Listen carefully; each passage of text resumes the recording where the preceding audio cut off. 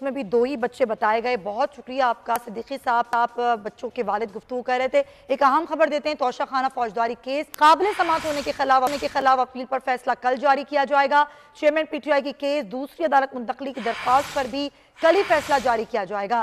Trial court में आखिर दिफा बहाल करने की दरख्वास्त काबिल समाअत होने से मुतालिक भी कल ही फैसला जारी किया जाएगा।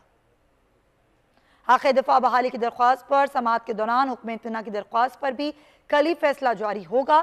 चीफ जस्टिस आमिर फारूक ने आज चेयरमैन PTI की दरख्वास्तों पर फैसला महफूज किया है। अदालत ने फरीकैन के दलाइल के बाद 8 दरख्वास्तों पर फैसला महफूज किया है। एहतशाम क्या से बात करते हैं। जी एहतशाम।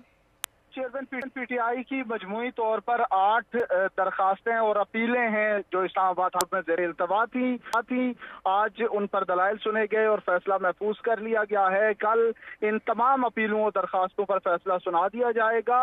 अपील जो चेयरमैन PTI की है वो ये है कि ये केस का समाअत ही नहीं है और इस हवाले से सेशन अदालत में जो दरखास्त दायर की गई उसे मुस्तरद कर दिया गया था।